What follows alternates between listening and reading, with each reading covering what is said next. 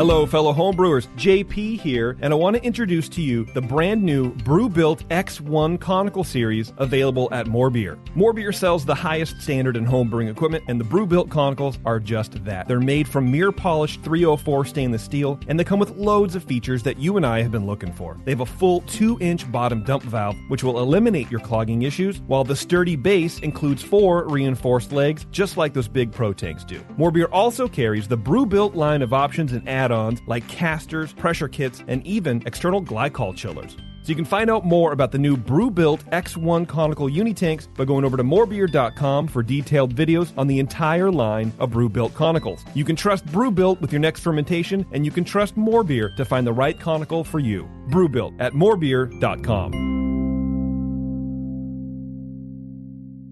Today's Sunday session is brought to you thanks to the fine folks at More Beer. Visit them right now at morebeer.com.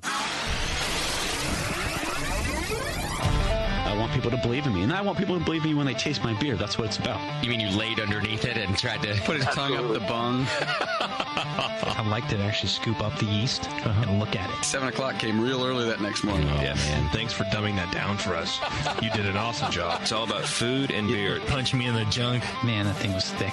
The point is just beat it like it's your dick. I like to smell it afterwards.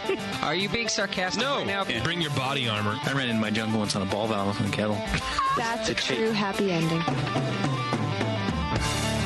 Now, live from the Brewing Network studios in Northern California, this is the radio program for home brewers, craft brewers, beer lovers, and beer geeks. It's your only source for live beer radio that brings expert brewers together with, well, expert drinkers. This is the radio program with a head on it. This is The Session.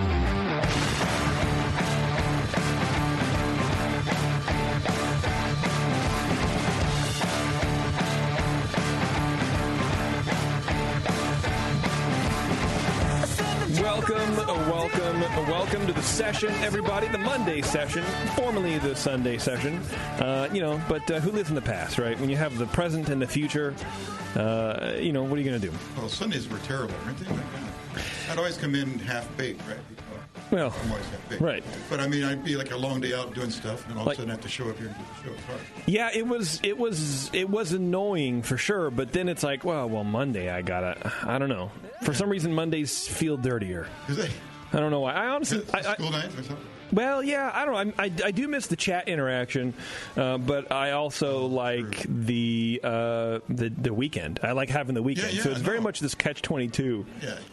I think all in all, I do like Mondays better. I don't know since most people listen on delayed anyway, so they can listen to it Sunday nights if they like. Yeah, for sure. Anyway, this is The Session. Whatever you want to call it, whatever day of the week you're listening to it. Change the name. Yeah, it doesn't matter. It's funny when we first started the Brewing Network. Podcasts were just kind of a new thing, exactly. And it really mattered. I think when you were on and when you released your show, but now it doesn't matter. People thought they had to listen live. They didn't realize podcasts are exactly the opposite. They're not listening live. Yeah, and there's so many apps and aggregate apps now. It kind of has taken away the barrier of complication to listening to the shows, and so now it's like, well, I listen to a very few podcasts because I kind of don't like them. And there's one that's the Canadian one. It's like true crime, and it's called Someone Knows Something, and it's like the most Canadian thing in the entire universe because the host is like super polite. You're right. He's super polite, right? But he's also overly verbose and overly descriptive, and I'm kind of tired of it. I was like, oh my god! But your point. Yeah, but that one has seasons, and I'm on season 3, but they've already done like season 5 or whatever, and I don't listen to it. I maybe listen to it a couple times a month. Actually, when I'm driving home from here is the only time I listen to it. Is it you have to follow it on? Is it serial kind of thing where you have to know what's going on? Yeah, well, every season is different, so they tackle like a different case. Right. Yeah. So, you can jump in to season 3 in the middle and you won't know what the hell's going on. Exactly. But anyway, that show, our show is not like that. You kind of just jump in whenever you want. And pretty much there's some inside jokes and stuff, but other than that. Yeah, but you know what? Those have gotten few and far between also. We've kind of jumped the shark on all that. Yeah, I think we've done it all. There's nothing left. Or it didn't stick or something. Yeah, there's a lot of stuff that didn't stick, but yeah, for sure. Anyway, we do have Mitch Steele, the Great Mitch Steele, on from his brand new brewery, New Realm Brewing in Hotlanta, right? Hotlanta. All right. He was supposed to be on last week, so we were supposed to have a show last week. And I guess he ate the ass out of a cow or something happened. I don't know what happened. And he got food poisoning. Bev looked at me like I spit in church or something. Anyway, he got food poisoning, and the guy was out for like 4 days. He was just gone, man. And he was supposed to fly. He was supposed to be in studio. Yeah, he's supposed to be sitting right next to us right now. Yeah. And so, we let him off the hook. Yeah. And then now this show, he's on the phone. On the phone tonight. Yeah, but at least I think he's retaining fluids, if you know what I mean. So I think he's all right. So we're going to talk to him. He sent me, literally, Tasty, a ton of beer. I mean, not literally, but... I did the math. Sometimes there's 4 or 5 of us sitting here. I mean, we need that much beer. It's so much beer. He sent 2 6-packs. Each are different. And then, 8 crowlers, Bev? Oh, wow. Yes. 8 crowlers. Oh, I just guessed. That's cool. You are correct. 8 crowlers. That's 10 We're beers. We're going to need some help. And it's only Tasty and I. Warren is off somewhere, Warren's in Hawaii. Warren's in Hawaii. You got to do something. Yeah. He's running after a volcano. That's right. He's got to live the life. Warren versus the volcano. And that's it. I guess that's really the only person we're missing is Warren. Just Warren. Well, and Justin. Justin's somewhere. No, Justin's aunt passed away. Justin had a thing, yeah. She was 103, though. So he was She had a good life. She had a good life, man. If I could live to 103, that'd be great. Give me 90 and all. You'll be all right. I don't think I want to live to 103. I don't know. There's a lot of video games that are going to be coming out that are really cool. Yeah, but your hands are going to be so riddled with arthritis, you'll be able to play. VR, dude. Come on. The neural uplink, my neural stem. Yeah. You don't have a neural. You're a neural. Anyway, so that's why Jay's not here. That's why you got me, and I will be your host for the show. And we're going to... Tasty, do you want to run through all 10 beers? Because it's just you and me. We're doing samples, and it's a crowler. So it's, 16, 32 ounces? What are those, So there's 10, then there's 2 6-packs. There's 12 different beers? No, there's... There's 8 crowlers and 2 6-packs. So there's 10 different beers. No, there's not. He sent 8 crowlers, but only 4 of them. They're doubled up. Got it. Right. It's important information. There are 6 beers. Oh, well, then that's fine. We got that. We just have to make sure we get them lined up here. Yeah. And I have an order that we are going to be drinking them in. Nice. Oh, good. So we're ready to go. We're well prepared. All right. I know how many there are. Well, I don't know how well we're prepared. We should do this before the show. No, we should. No, it's fun to do it right now. Yeah. Why not, man? Let's just do it. Whatever. We'll run this thing. Yeah, we'll get it done, man. We'll get it done. Steer the ship. All right, let's go through some feedback, Tasty. What do you think? I'll give some feedback. Actually, first... I say I don't know pretty quickly, yeah. First, this show is, of course, brought to you by the fine people at morebeer.com. More Beer have teamed up with the great John Palmer, I'm sure we've heard of him a couple of times, to make 27 beer kits based on the recipes found in Brewing Classic Styles, written by John Palmer and, of course, Jamal.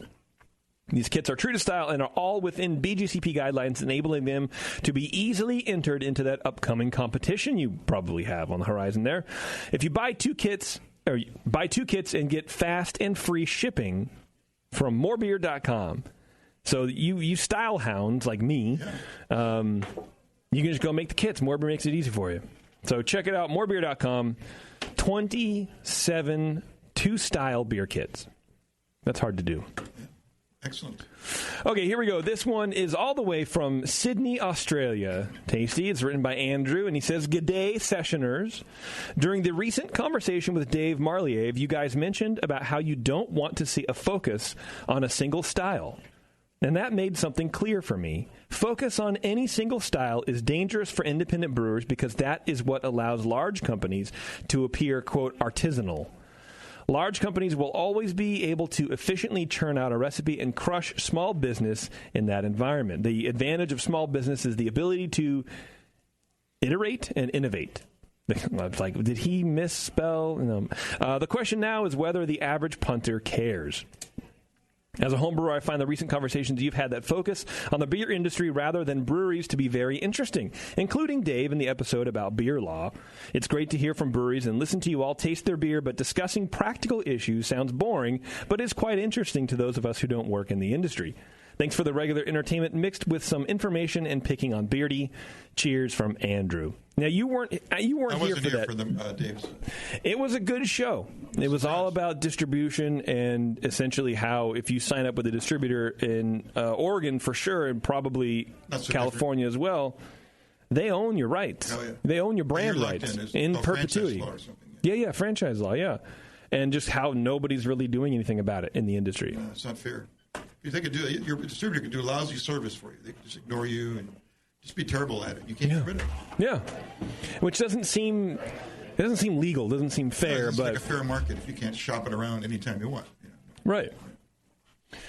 But yeah, it was a good show, so check that out. And then Dave was like emailing me. He was like forwarding me a bunch of emails that he got from other brewers and other people in the industry thanking him for the good information and saying like it's about time someone's actually standing up and saying this kind of stuff that we've been kind of just, we have no, funnel to scream into kind of a thing. Yeah. No bullhorn necessarily, but this is what brewers have been dealing with for years. Yeah, sure. So hopefully something happens about it. We've done a couple shows on the business side of craft beer. Yeah. It seems like it's being well received. Yeah, for sure. You need to find more smart people. Yeah, need to get some people that know more shit. Right. This is from Sam, not Beb Sam, which I would love to get a feedback email from Sam. He doesn't listen to the show. I know. Well, neither do I. But even better. Yeah, I think it'd be good. I want Sam just to write a weekly email to feedback, like just just his thoughts on any topic, any given topic. You get those already. They're called the spam of the week. I am lucky for meeting hot women. That would be his email. Good evening, brewcasters. I was listening to the archive and rediscovered the Homebrewed Chef podcast. This was a great show talking about how to make great food with and pairing with beer. Restarting this show would be great. Sean is probably too busy being a superstar, but a show with an innovative chef and a master cicerone would be a great addition back to the BN. Heads and Tails is great, even though it stars JP and Beardy. Keep up the great work, and I'll see you in Portland. I agree. Homebrewed Chef was cool. Yeah. But, Sean got real busy, and he just couldn't commit. And I know he's doing... Doesn't he have hot sauce out or something like that now? He's got a product. I haven't seen much about it lately. But yeah. Maybe just because he was introducing it when I saw it the first time. I don't know what the status of that product is. Okay. Interesting. And he still does his website and all that stuff. Yeah, he redesigned his website, actually, too. So check that at homebrewchef.com. Yeah, I think there's some products there, too. Yeah. Check it out. Sean was a good dude, man. Yeah. He, We should get it done.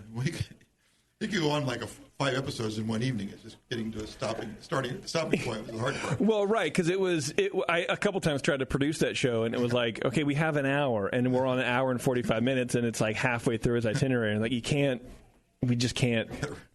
Put this in a box of some sort.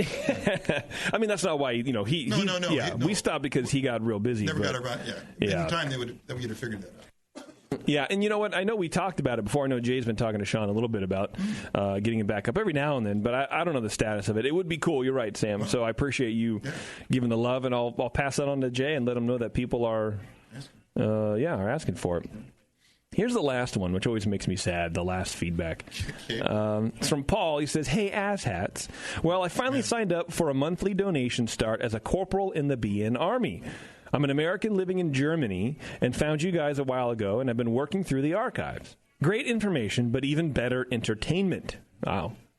I don't think you're accurate on either one of those, but keep up the good work, and I hope the monthly donation helps to keep the thing going. Just the thing. The thing? Yeah. Whatever the thing is. My only suggestion is that Justin needs to go to listen some of the early sessions before they were the session and try to rediscover his enthusiasm for the show. I know it will never happen, but I had to try. Suck it, JP. Paul. I know Jay is enthusiastic about the show. I know for a bit there he wasn't, and we talked about that on the show, so I'm not saying anything out of school, but don't worry about Jay. He's all right, and we got some good things coming up for you on the Brewing Network from what I understand. I don't know. There's some stuff on the website about he's doing a lot of shows. Got a YouTube channel now. Check out that stuff. You see a lot more of that. Wait, he's got a YouTube channel? Yeah, the Brewing Network does. Oh, we do? Yeah, he's putting a lot of stuff out there. That's going to be his motorhome trip. There's going to be a lot of YouTube stuff. Yeah, for sure. We got a lot of stuff coming from Jay. Jay-centric content coming up after NHC. So that'll be cool. I'm sure he'll talk about it on the next show. Before we get too far afield, the Suds Duds Society is a brewery T-shirt membership where members receive a T-shirt, a promo item, like a bottle opener, a koozie or whatever, and a homebrew recipe from a different brewery each month. Small independent breweries throughout the U.S. will be chosen for excellence in the craft. A portion of each membership will go to the highlighted brewery and to sponsor a local homebrew club in their area. Join the society by going to sudsdudssociety.com and use promo code BNARMY at checkout to receive your discount. Support small beer 1 tea at a time. I like it. I like Suds Duds. Seems like a really cool thing, man. Yeah, I enjoy it a lot. You know what I don't enjoy, though? I shouldn't say I don't enjoy it anymore. I've been having a hard time with my kid. Oh, what do you mean? Like sleeping and stuff like that. That's normal. Yeah. Is it? I don't know. I think as like a parent, you when your kid squirts out, you're like, this is going to be the most idyllic child. Sure. You've heard of that ever created. But you've heard of the other type, too, that are a problem. Right. You'd like to get somewhere in between. You'd settle for that, right? I would settle. Well, now I would. Oh. No, but before she had, I don't know, the first like 4 seconds of life, that shone down upon her, I was like, oh, this is the perfect, whatever. And then now everything just kind of degrades and degrades. Okay. No, it's fine. She's great. But she's been like for the last week and a half, she's not taking naps. She'll take like 45-minute, half-hour naps, and it just drives you up the wall, man. And I don't know. Is she sleeping all night then? She's sleeping sort of through the night. We got her on a weird schedule, so like we'll put her down. It's called Eat, Wake, Sleep for you new parents out there. Check it out. Google that. And it's basically you wake them up at like 7 in the morning. You wake them up 7 in the morning, feed them, you keep them up for an hour, and then you put them to bed. And then you wake them up at 10. Sounds like my schedule. Someone wakes you up, changes I wake you. myself up early, and then I go eat and go back to sleep. Yeah.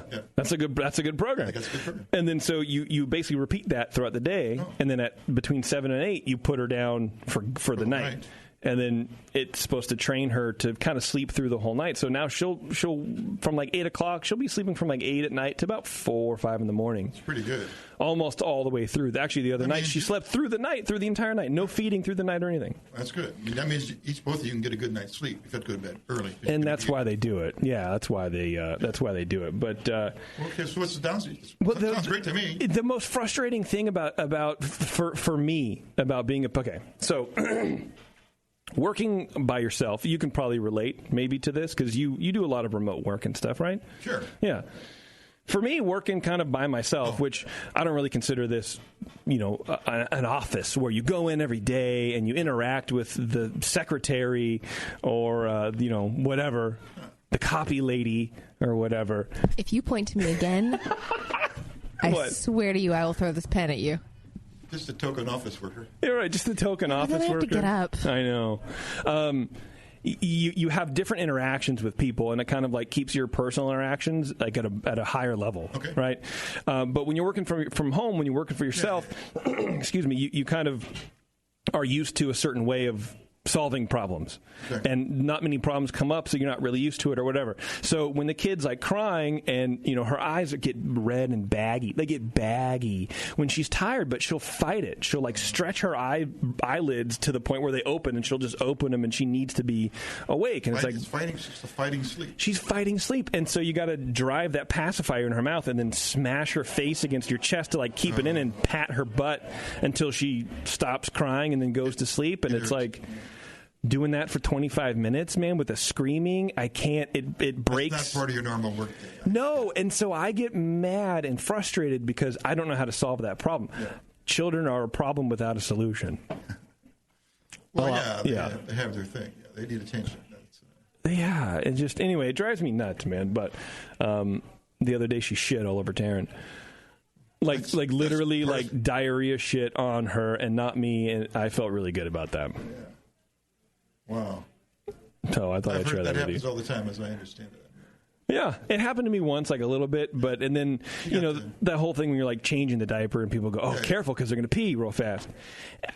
With girls, it's just the way their equipment is, it's different. I don't really care because she ends up peeing on herself. She plays herself. I go, well, there you go. You pissed yourself, dummy. Didn't do anything to me. No, it's the boys that got aiming device.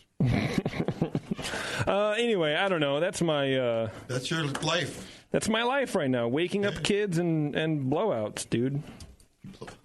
Okay, I'll tell you what. We're going to take a quick break.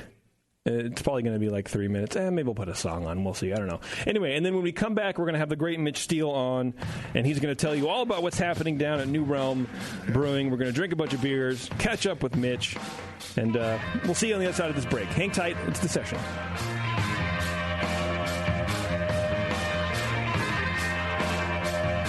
You're listening to the Brewcasters on the Brewing Network.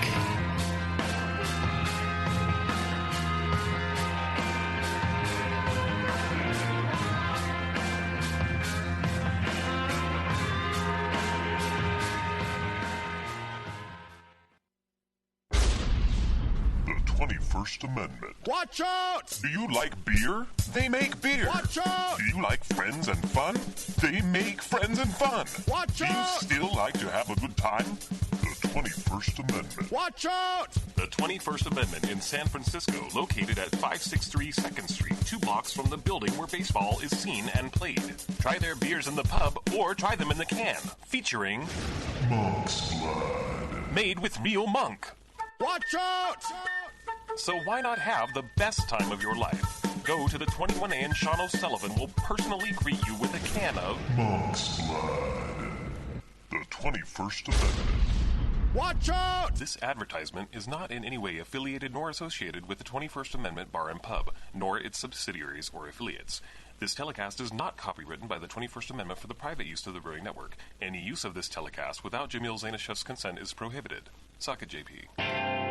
Brewing great beer is a process of continuous learning, and the best books on every aspect of brewing can be found at Brewers Publications, with more than 50 awesome titles like Modern Homebrew Recipes by Gordon Strong, Designing Great Beers, the Ultimate Guide to Brewing Classic Beer Styles by Ray Daniels, American Sour Beers, Innovative Techniques for Mixed Fermentations by Michael Tonsmeyer, For the Love of Hops, The Practical Guide to Aroma, Bitterness, and the Culture of Hops by Stan Hieronymus, and Radical Brewing, Recipes, Tales, and World-Altering Meditations in a Glass by Randy Mosher, plus many, many more. These are the books and the authors with the knowledge to push your brewing farther than you thought possible. And you'll find them all at fine homebrew and book retailers everywhere. And visit the website at brewerspublications.com. Brewers Publications, all the best on beer and brewing.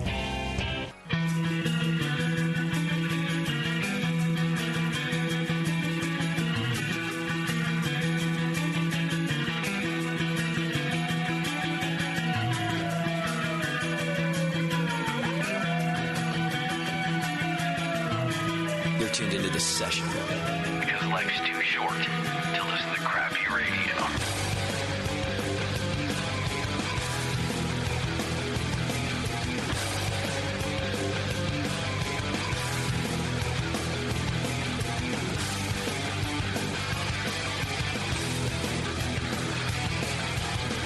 Hey, thanks for hanging out, everybody.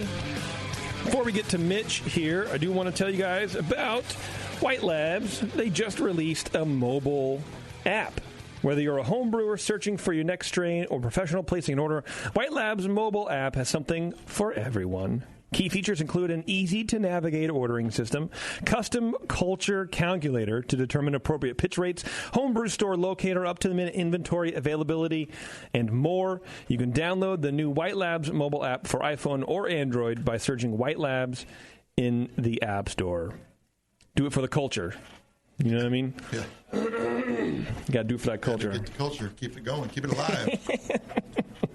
Thank you, culture. Speaking of that, man, NHC's coming up, and I'm pretty pumped about it, honestly. I get to go, be there a little late, Either Thursday. Well, that's not late. It starts at noon. Are you not going to be there right at noon? Or? I don't know. Well, usually, look, Portland I love, so I would normally be there like Tuesday. That's what I'm doing Tuesday. But I can't necessarily. I feel uncomfortable leaving Taryn alone with the kid. I get it. So, I'll be there Thursday and hopefully drink a bunch of Rainier. You know what I mean? Those are the old days. It's all been changed by now. What do you mean? I mean, they still have that. Yeah. There's a whole bunch of other. It's brewed in L.A. Yeah. But it's still good. No, man, last time when I was in Portland a couple months ago, that's all I drank. I didn't drink a craft beer. Really? I had one craft beer. It was a pale ale, but it was hopped like a fucking IPA, and it was pale as a Pilsner. And I'm like, this is terrible. I'm going back to Rainier. No. And cocktails. Pale ale is a balanced style. That's what I think, too. Speaking of balanced styles, Mitch, are you on the phone, my friend? I am. How you doing, dude? I'm great. How are you, JP? I'm good. Of course, we have Tasty. I'm sure you met him a couple times. You. Yeah. Hey, Mike. How's it going? Good. Missed you last week. Yeah, how you feeling, dude? What happened? I am better. I got laid up for about 5 days. I haven't gotten like this in years. Oh, man. So, yeah, that was a bummer. Literally? I mean, that's that sounds terrible, man. Well, I'm glad. Kind of. I'm glad you're feeling better. It's always good to have you in studio, but if we can't get that, well, phone calls just as good, man. So I appreciate you taking the time. Thanks. So before we get into New Realm and all that, I do kind of want to update everybody and kind of just go through your history. You were brewing at let's see, I had it right here. Do me a favor. Before AB, who are you with?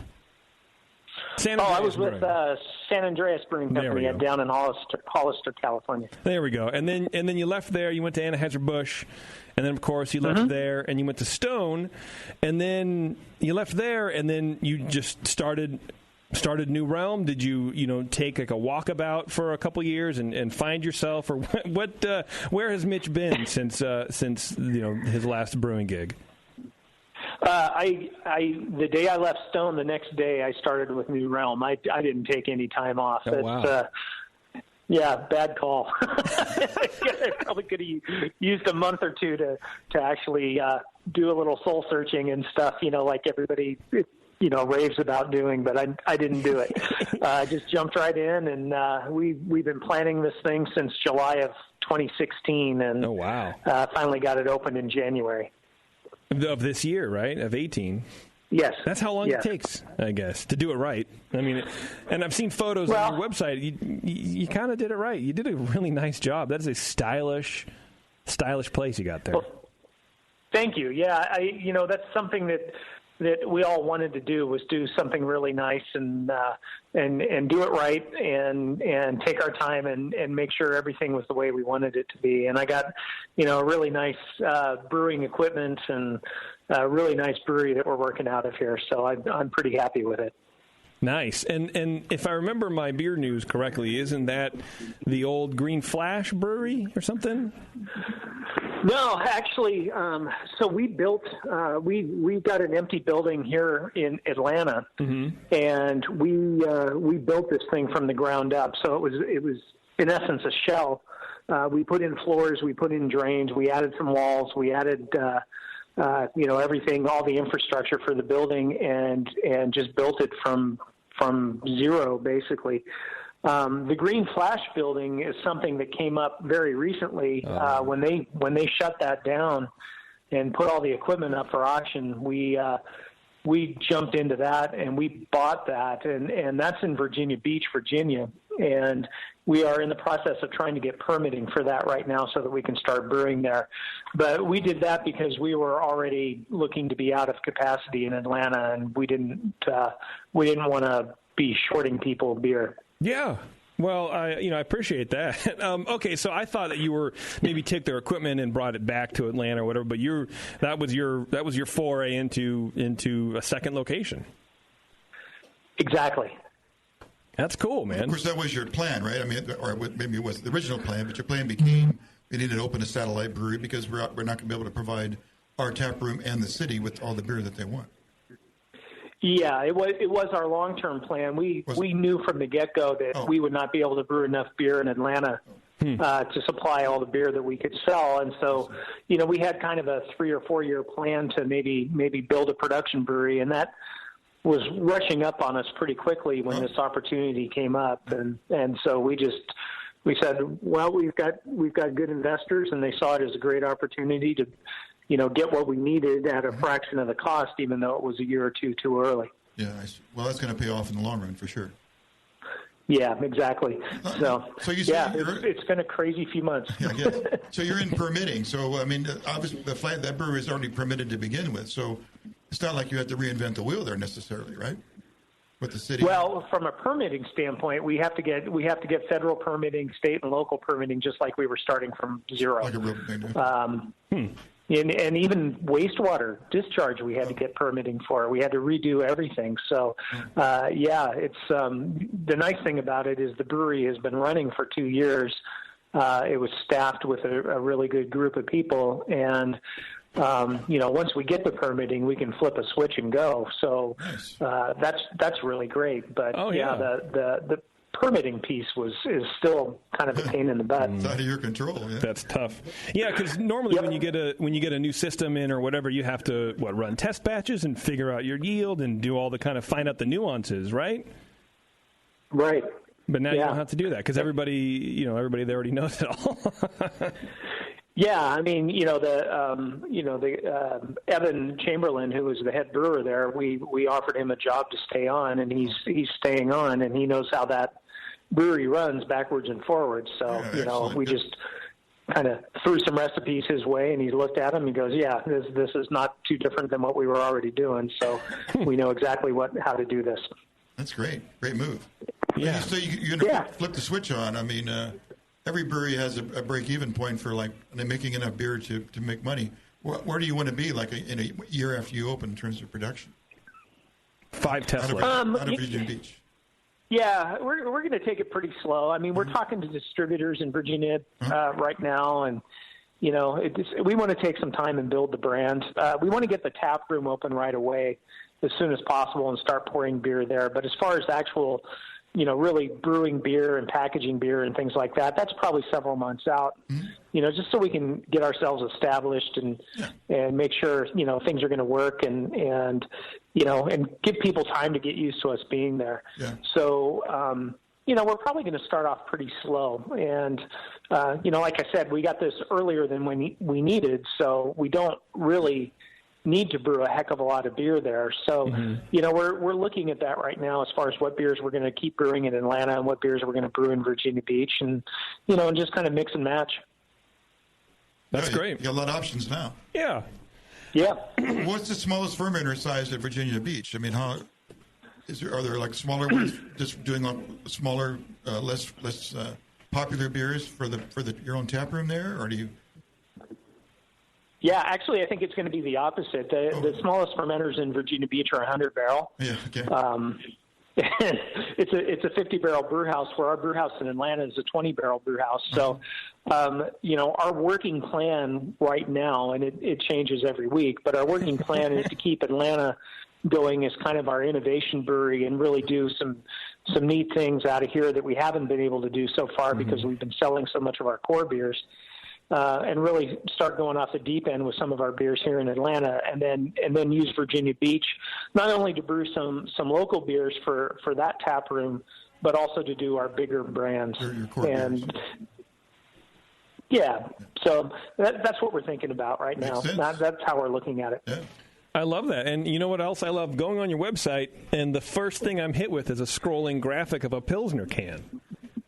That's front and center. It's not. Awesome? It's not like 12 IPAs or whatever. Why are you bucking trends, Mitch? What's going on with you? Well, you know what? I looked at this as an opportunity to brew a lot of beers that I wasn't able to do at Stone. You know, Stone was very IPA centric, I think, as a lot of people know. And I've always been a fan of just about any style of beer. And the opportunity to brew some of these beers that I haven't been able to do was really attractive to me. And the other thing is, if you look at the city of Atlanta, when we started planning this brewery, I think, it didn't really have a style that was really kind of dominant here. It was not like San Diego where, if you don't brew IPA, you're really out on a limb. Everybody was brewing a little bit of everything. And I think it's evolved a little bit over the past couple of months or 6 months or so, where there are a lot of people that are doing, what is really popular right now with the hazy IPAs and the fruited sours and pastry stouts and that whole thing. But there's still, people that are brewing classic styles here and doing really good jobs with it. And so, so we haven't quite figured out what we're going to focus on, if anything. We just want to brew a lot of different types of beer and do them all well. Okay. And so, yeah, it's been fun. It's been fun to get back into brewing some different styles. Do you think breweries these days can have a flagship beer, or maybe two flagship beers, or does it have to be, you have to be kind of good at a wide variety to appease everybody? Yeah, I think it's becoming harder and harder to rely on a flagship. I think, there's a couple of breweries here that kind of fell into having a flagship beer. It certainly wasn't their intent, but they've had a beer in each of their portfolios that really took off unexpectedly. Mm-hmm. I don't think you can go into it thinking you're going to have flagships, and it'll happen naturally. But I think, it's definitely, here like everywhere else, people call it rotation nation, and that's what we're seeing. And there's very few beers that are on permanent handles here. So I think if and one of the things that I was preaching with my partners is, guys, we got to be really nimble and be willing to change gears on a dime if it looks like something's not going to take off, and you can't go old school and say we're going to brew 4 beers and that's going to be it. So we built this brewery, and we not only did we put in a 20-barrel brew house that's a really nice automated brew house, but we also put in a 5-barrel pilot system. And we've been brewing small batches of beer on that, and some of those are doing well, and we've graduated them up to the big system. So we're trying to position ourselves to be able to brew a lot of different things. And if a few of them take off and become flagships, that's great. But I don't want to put money on it because I think it's really hard to do right now. Yeah, and I guess I meant flagship as I'm gonna make my top seller, the beer I'm gonna be known for is my pale ale or whatever, and then that's what you push and that's what you do. And but yeah, if you let the customers decide that, then that's a different story. Yeah, I think going into it with that preconception that your flagship beer is going to be X or Y, I think is. It's tough. I think it's tough to do, and certainly I think we've seen it a little bit. We had some ideas on beers that we thought would do real well, and they do fine in our restaurant, but they may not do as well outside. And we'll keep brewing them, but maybe we won't brew as much as we thought we might be. Is there a big difference between what beers are doing well at the restaurant and what is out in the real world, or is it? I mean, do you find that you're in kind of a bubble in the restaurant? People come in to visit you, they would try more, I don't know, esoteric or whatever, different styles than they would. Maybe they go down to the local. Yeah, actually, I think what we're seeing in the restaurant is people want lighter styles, and we're getting a lot of people that are coming in that aren't really into craft beer. I mean, we get some beer geeks coming in for sure, but we've got a huge restaurant, and just by where it is and the nature of the restaurant and how it's located and everything, I think we tend to get more people that really are just starting to figure beer out. Mm-hmm. And as such, the lighter styles, the lighter alcohol beers, the sessionable beers are doing very well in the restaurant. And we're still trying to figure out whether they're going to do really well outside or not. We're just, we've only been open 5 months, and it's going to be interesting to see, how a golden ale or how a lighter Pilsner does outside. We know they do well in the restaurant, but that may not be the best focus group for outside. Because Atlanta's got a pretty good beer scene, and it's a pretty mature but not real big beer scene is probably how I'd characterize it. Yeah. But there's some real passionate beer people here, and I don't know whether a 5% 20 IBU Pilsner is going to float their boat or not. Man, it'll float mine all the way to friggin' China, dude. I love that. That is my style, and I hope it goes. I hope it goes well, and then I hope everyone looks at you and goes, Mitch reintroduced Pilsners to the universe. Well, these Pilsners, thank you. It's getting a lot of play. It's getting a lot of attention, the Pilsners. I'm ready to drink Especially it. the hoppier ones, which, yeah. like German styles. Yeah. Is that why you picked Atlanta? Because the beer scene was sort of emerging anyways, and you wanted to get in? Not like, because you're a San Diego boy, you're a California boy. Yeah, I'm actually a Bay Area guy. I grew up in Walnut Creek. So. Yeah. But I've spent most of my life in California. Now, my partners are both from the Southeast, and one of them lives here in Atlanta. And we were looking at a few different cities in the Southeast, but we found this building in Atlanta, and looked at the beer scene and said, "Wow, this is an area that we think is going to explode in the next 2 years." And that really, we thought, well, great, there's room for us here. We're not going to step on anybody's toes. We're going to be able to open up and do well and be part of the community. And that was a big motivating factor. Are there many places left like that where you can open up and not crush? Like, California to me seems, unless you're way out in the foothills somewhere, it seems pretty tight. Oregon seems pretty tight again, unless you're way out in the country, or maybe if you're in the Midwest or something. But I don't think of too many regions that aren't oversaturated.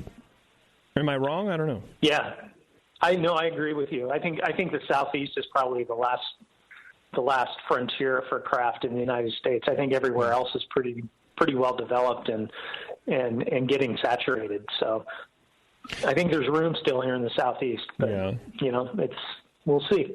Was that a concern for you opening up, your own place? Like, hey, I don't want to say the craft beer bubble, because I think that term is kind of overused, but the shrinkage of the market. Oh, for sure. I wouldn't have joined this organization if they were opening in California. I just wouldn't have done it.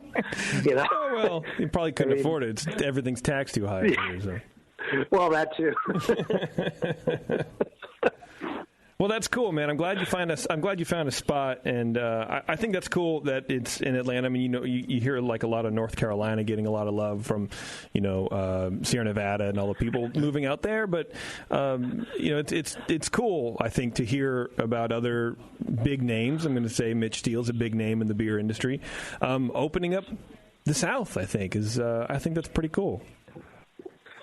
Yeah, it's been fun, and I've really gotten to really love this city. It's a really neat place, and the weather in the summer's a little rough, but that's really the only, and the traffic's bad. But the traffic's bad everywhere. There's no city with decent traffic, so it is what it is. But it's a very cool city. There's like I said, there's a good beer scene here. There's some really well-established breweries that have been around for a long time, and people that have been in the business for a long time. There's a lot of new breweries, great restaurants, all sorts of stuff. Oh man, I've never been. I got to get out there. There's a lot of good music. I like a lot of the rap music out of Atlanta. Love the music out here. Yeah. I mean, you've got all the kind of southern rock stuff going on. You've got a lot of good blues. You've got Athens, which had its whole scene. I mean, this is a pretty intense music area, and I love that about it. I live 5 minutes away from a theater that has really good bands all the time. So, I just, as a drop of a hat, I can go see a show if I want, and love it. I love it. Hey, well, don't sleep on any of the rap acts out there. If you want a list of East Atlanta rappers, I got you covered. I'll help you out. I'll help you out. Right up my alley. Hey, they're your neighbors now, man. You do a beer with Gucci Mane or something? Forget about it. Speaking of beer, man, let's drink one of these beers. We have 3 beers in front of us. What is the order, Bev? Is it the Pilsner and then the other 2, Johns? The Pilsner, the IPA, and then the whatever the crowler says. I don't know. All I heard was Pilsner. Okay, Yeah, I figured. I stopped listening at Pilsner. Let's try this Pilsner, Tasty. This is the Euphonia Pilsner. Did I say that right? Yeah. Yeah. Tell me a little bit about this Pilsner. What were you trying to hit with this thing? Well, I was trying to make a hoppier Pilsner, and I listened to some of your show when Peter Hoey was on a couple of weeks ago, and he was talking about his Pilsner, and I'm like, damn it, Peter was doing the exactly same thing as I was, trying to do with the Pilsner. It's just straight 100% Weyermann malt, very low bitter hop with Magnum, but then there's a load of hops at the back end, so it's actually very bitter. It's like a North German Pils. It's 45 IBUs or so, but we used Huell Melon and Hallertau Hersbrucker on the finish of this beer. So I kind of went kind of traditional with a little bit of new. Yeah. And we've got some Saphir in there and some Sterling, which is an American hop. But I've always liked Sterling just because it's nice and peppery and spicy. So, I thought it was a nice hop blend, and it's one of our favorite beers. Our brewers love it. It's fermented with 3470 yeast. It's just we were just trying to make a really good hoppier version of a German Pils. I love that Huell Melon. I first introduced to it at Sierra Nevada Beer Camp, and when we did our Vienna Lager with it, and it has that standout flavor. Even it's so good. It's a delicious hop, and this beer is fantastic. Yeah, it's fantastic. It doesn't come across as the 45 IBUs because all the hop flavor sort of like it kind of mediates the bitterness in it. Yeah, it's kind of sweet. I think it accentuates maybe like the bread crust from the malt. You know what I mean? And it just it's got great balance. It's a delicious beer, and I'm not even trying to kiss your butt, Mitch. This is a really good Pilsner. I would drink the hell out of this every single day. Well, thank you. It was a labor of love for both me and our head brewer. We really wanted to do it, and we were pretty. I remember, this is one of those beers where you taste it for the first time in the bright tank, and you're just like, yes, we got it. And this is what we were trying to do. Nice. And wow, that's good. Yes, it's a favorite of ours. When are you distributing in California? Not. We have no notion of trying to grow beyond our state at this point. Okay. And now it's 2 states, Virginia and Georgia, but yeah. Well, we just don't want to get big. Yeah, so you're trying just to stay regional and supply your area with good beer, and that's it. That's your business model. You don't care about anything. It is. I think the idea of trying to go national with a craft beer brand right now, it's the absolute wrong time to try and venture into that kind of a model. Everything's so hyper local right now that we even question whether we wanted to sell our beer outside of Metro Atlanta, which we're just moving into right now. But it's a local brewers game right now, and that's the that's where we want to play. So we'll see how that goes.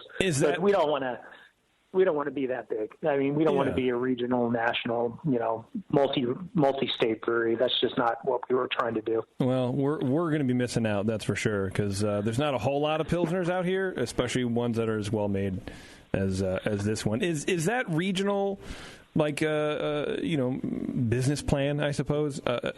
Sustainable? I mean, I guess it is, because you guys aren't stupid. You wouldn't have done it if it's not sustainable. So it might be a really dumb question, but why are people still trying to grow then if they could just supply beer to their region? Is there some dream that everyone's chasing that doesn't really exist, or you know what I mean?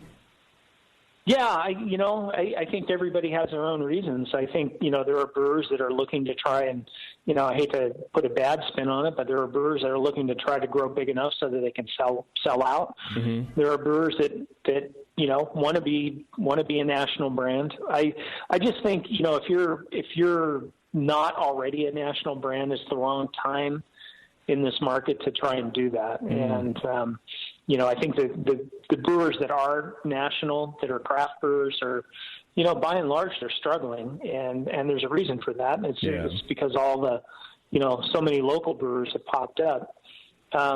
Whether it's sustainable or not, I don't know, but I do know that we constantly look at this kind of stuff, and if it ever looks like it's not sustainable, then we will change our plan, and we're smart enough, I think, as a group to be able to figure it out. And that just seems like sound business practice, but I think what it sounds like to me is that you just kind of have to be that way, and that's the modern craft brewery owner, is you have to be kind of hyper aware of what's working and what's not, and change on the fly, because customers seem like they change on the fly. It seems like their tastes change every 10 minutes. Yeah, absolutely. I mean, the same thing goes with the beer. I can't get too emotionally attached to anything because it may be gone in a few months. I have high hopes for this Pilsner, but we're also brewing. We're just wrapping up the brewing of a lower IBU Pilsner that tastes great, but and that may be more to people's taste than this one. But who knows? I think like I said earlier, I think if you go in there with a preconceived notions of what beers you're going to be successful for you, I think that's playing foolish. I just don't think it's that kind of a market right now. You don't need to be that smart. You just make a good beer, put it out there in front of your customers, and see how they react to it. Yeah, don't overthink it. If lower ABV Pilsner sells better than the higher ABV, then you might just want to make more of that. Yeah, yep, exactly. We got to be ready to do that. Yeah, just be flexible. You can overthink things. You can overthink things too much. Yeah, you don't need to. No. I am certainly guilty of that. Now, the Virginia Beach Brewery, that's a different animal. That kind of has a regional brewery footprint, right? That's kind of made for distributing multi-state. Is that correct? Or you think within your own corporation you could supply an Atlanta tap room with their core beers, plus maybe other additional tap rooms? Are those in the plans? Yeah, possibly. We have kind of some ideas of things that we would like to do moving, 2, 3, 4 years out. Yeah. I got to say though, this whole Green Flash Brewery closing and us being able to get it we're going through a complete reevaluation of what we had planned, sure, and whether it makes sense. Given what we have there, I mean, that's a good-sized brewery. Right now it can do 40,000 barrels a year, wow, which is much bigger than we thought we would be anytime soon. Yeah. And so we're like, okay, so what do we do with all this capacity, even though we've got this beautiful building and this beautiful brewery? And we're gonna renovate the tap room and get that thing open this summer. And but beyond that, we're still working on the plan. But really, we don't want to be selling beer where we don't have a local presence, where we don't have a brewery. And so for us to, brew beer in Virginia Beach and send it down to Florida or something isn't really in our plan. Not at all. Okay. No. Speaking of things I'm not excited about, let's try this IPA. I'm kidding. It's a joke. Hoplandia IPA. Yeah. Tell me a little bit about I know Hoplandia. One of your favorites. This was me just coming up with a beer that has been, kind of what I've been brewing and what I've been doing for the last 10 years. And I love a good West Coast IPA, and I just wanted to have kind of a standard West Coast IPA in our lineup. And yeah, I thought this one came out nice. It's got two of my favorite hops in it, Centennial and Simcoe in the dry hop. And other than that, it's a pretty basic recipe. It's 2-row malts, and it's got a little bit of Simpson's 15-degree Lovibond crystal malt in it, just to give it a little bit of malt balance. But it's 65 IBU and dry hopped at about 1.5 pounds per barrel total. So it's a good standard West Coast IPA. That's what we were trying to do. That is a very smooth West Coast IPA. I'm gonna say it's almost round in the mouthfeel, the way those New England IPA beers are. Not the same kind of super lush roundness, right? But there's I don't even want to call it creamy. I just want to call it round. It's a round malt. Maybe it's the kind of citrusy from the hops are kind of mixed. I don't know. Help me out, Tasty. Am I wrong on that? This beer is, even though it is a West Coast IPA, it's definitely a nicely balanced beer. It's not extremely hop forward. I mean, it's been open for like half an hour, so. And I'm going to put words in. It's not a lot of carbonation. I'm saying this. I'm not speaking for Mitch, but I assume you'd want to make a beer that had sort of an East Coast, notes to it for that crowd there. Because, I mean, they're maybe not ready for a true harsh, yellow, cloudy, hazy West Coast IPA. No one's ready for that. No. Not even people on the West Coast. This thing's clear and bright. Yeah, I wanted to make a beer that was approachable. I didn't want to make something that was, going to just totally coat your tongue and things like, because I don't like those that much either. I just like a lot of good hop character in the beer, but I like to have some balance and some drinkability as well, and that's what we were trying to do here. That's good, and I don't drink a lot of these, so I don't really know. So maybe my opinion means more. Tasty, what do you think of that? I'm gonna spin it. I'm gonna spin it that way, where I'm not really well versed on these. But I like this beer. Yeah, even more to the point, I'm so ignorant on the style that if I like it, it must be really good. That's like me and wine. Right, there you go. I should about wine. But is it? Tell me about the water, because is the water profile on this such where it's a little softer and kind of just mellows out a little bit? No, I actually, the Atlanta water is really soft, and we've been adding a lot of mineral salts. And this one, I was actually trying to replicate kind of the calcium content that I've been working with in the past. Is with a hardness somewhere around 110, 120 parts per million, and calcium somewhere in the 60 to 70 parts per million range. It has a fair amount of sulfate in it. So I really wasn't trying to do the high chloride water thing. We do that with some other beers, but I wasn't trying to make it ultra hard either. I wasn't trying to make it, Burton water and get a really, really pronounced bitter hang on it. I just wanted to make it kind of a tribute to what I'd been brewing for the last 10 years without copying it. And, so, the Atlanta brewing water is amazing. It's just so soft, and it's consistently soft. And I mean, we're talking calcium levels in the 10 to 20 parts per million range, so it's a blank slate that you can add anything to, and that's really been a lot of fun for me because, when I was brewing at Stone, the water came in at 400 parts per million hardness, and all we could do was try and soften it up a bit with reverse osmosis. And then really, doing a lot of water chemistry type work was not something that was in our capabilities. And so we just didn't. And, now I get to, and I'm having a lot of fun with it, to be honest. Design your own water, yeah. Well, Euphonia, the lager, you just did no water treatment at all for that? For that beer, or? No, we did a little bit. We added a little bit of gypsum to it, and we just a tiny bit though. I mean, it's really negligible what we add to that. So the calcium levels might have been too low in your native water. Yeah, even then. So we wanted to get a little bit. We're getting. I want to say. Maybe 30 to 40 parts per million calcium in that beer. Okay. It's something like that, but we're going fairly a low sulfate in the beer, so we're not adding a lot of gypsum. We add gypsum to the boil just to kind of get the trub to form properly and things like that. But in general, we're not touching it too much. The IPA, we're adding some gypsum and some calcium chloride and some magnesium. Mm-hmm. We actually use a lot of magnesium sulfate here because, we're trying not to go overboard with the calcium. So we've been using some Epsom salts as well. Mm-hmm. It's all been really interesting for me and a lot of fun. Nice.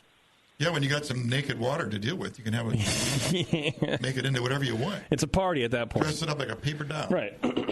Did you say what hops were in this IPA? So the Hoplandia IPA is bitter hopped with Warrior.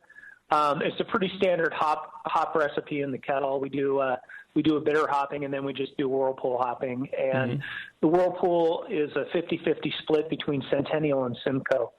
And same thing with the dry hop. And that's a combination that I always loved and never got to use at Stone because we could never get enough Simcoe. We had other beers that were gobbling up our Simcoe. So just kind of hung on to that one in my back pocket. And when we got started here, I said, oh, you know what, I think I want to try and use this blend because I never got to do it at Stone. That makes it different. And it's something that I know I really like. What's funny is I could have sworn there were more hops in here than those two. And it seems like a kind of an old school hopping blend. to me for some reason. It is. Yeah? Definitely. It's definitely not very progressive and not very modern. But, No. it's hard for me to fathom that people are looking at Simcoe as kind of an old school hop, but that's the world we live in. Man, before I said it, I was like, "Oh shit! I don't know if this." As I'm saying it, I'm going, "I think this is not a cool thing to say because Mitch has been around for a while." But it's true. No, it is the truth, and it just is. It exemplifies how quickly this business changes and how beers are changing so fast. We've got another IPA that we're doing that's lower on the bitterness. It's hovering in between 55 and 60, and it's lower alcohol, and we're using the Citra and Mosaic and things like that in that IPA, and it's doing really well. And that seems to be more to the taste of people in Atlanta. But again, we'll find out. Both those beers are doing really well for us in our restaurant. It's a good beer. That's a good little beer. Is a great Thank you. But at the same time, I see why the Citra Mosaic beer would be popular as well. Those are two great hops. For sure. They're not old school. They're new school. Yeah, more melony and whatever, and more character. And that's where things are going, right? Less citrus, more melon. Is that what we're kind of more tropical than citrus? Tropical for sure. Yeah, Citra is everywhere out here, and it is everywhere, I think. But boy, that hop is so popular right now. And it's amazing what's happened. And it's been one of my favorite hops. I don't like using Citra a lot or really putting a lot of focus on Citra because my experience has been the flavor drops off a cliff after about 30 days. It just the aromatics and the hop flavor in the beer just don't stick around that long with Citra hops for whatever reason. And it's something I always wanted to try and dive into and study a little bit, but never got around to. Now just ask Matt Brendelson. He'll tell you. He probably knows. He probably knows before you even finish the question. He probably does. Maybe I should give Matt a call. Let's move on to the third beer that we're trying in this segment, the Hoptropolis, which, thanks to the nod to my Greek people, I appreciate that. We're very underserved in the beer community. Nice. And this is the beer I was just talking about with Citra and Mosaic. Oh, okay. We also have some Azaka in there and some Laurel hops. Which used to be called HBC 291 when it was an experimental. I was going to say, so man, it's a bit of a hop salad. Yeah, I was going to say there's not enough numbers in your hop bill to be too progressive. So maybe we should change that. Add more? Well, no, you know what I mean? Like every cool hip number, every cool hip brewery has, this is 1295-89-2, and, none of them have any names anymore. That's all. It was a dumb joke. I'm sorry. I need more experimental. Yeah, there you go, yeah. So Citra, Laurel, Mosaic, and Azaka. Yep. Have we heard of Azaka, Tasty? Is it new for us, or is it not? Yeah, that's the, New Zealand or Australian hop?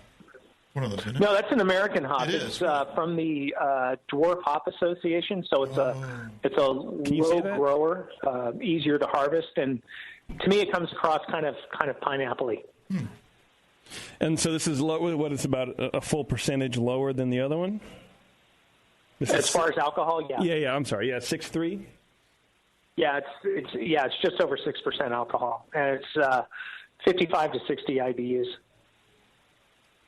I think I like, which is weird, because my whole thing with IPAs is I don't like the alcohol, the high alcohol, because I like to drink a lot of beer. I like the way beer tastes, and I want to drink as much as I can without forgetting who I am for a year. But I think I like the Hoplandia one better. Oh, cool! Even though it had higher alcohol. Even though it had higher alcohol, I think I like the way it hit it. Yeah, maybe, and I think maybe it's the kind of the old, quote old schooler hops. And just make up a term. Maybe it's the citrus over the melon. Maybe I'm not really a melon hop guy. Well, I assume does this have that same sort of Simpson's specialty malt? No, actually, there's no specialty malt in this one at all. That's what I was going to say. It's probably drier beer. Yeah, it is a much drier beer. It's funny because this actually came from an Imperial IPA recipe, and we really liked it. But speaking to your point, JP, the higher alcohol beers, a lot of people are moving away from those, and we didn't want the hop blend to go away because we really liked it. And it reminds me of fruit cocktail. To me, it's got a lot of pear and a lot of pineapple in it. Yeah. But, so what we ended up doing with this beer was just taking it from 9% alcohol and dropping it down to eventually, the 6 to 6.5%. And we still liked it, so we just kept brewing it. Well, that is the point. That double IPAs are great, but there's almost too much flavor. It hides itself. It's just too strong. Whereas if you maybe like adding water to whiskey, it opens up a little bit. Itself better. I think a lighter beer expresses the ingredients that are in it better than a stronger beer. Yeah, for sure. And I would even say when I was drinking the Hoplandia, I was like, man, this would make an amazing pale ale. Yeah. Well, that's what they did with the double Cool. IPA. They said this would be an amazing IPA. They diluted it down. I think, I don't know, just that's the way I guess I work.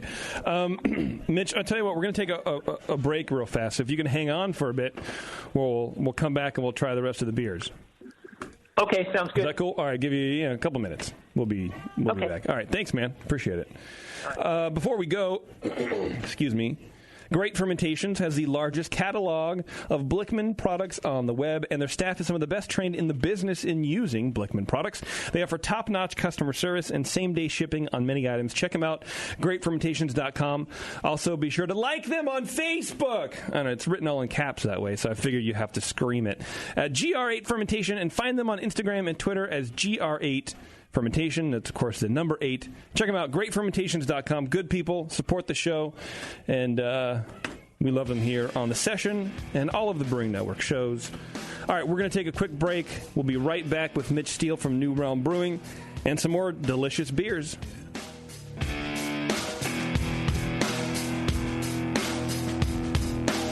You're listening to the Brewcasters. On the Brewing Network.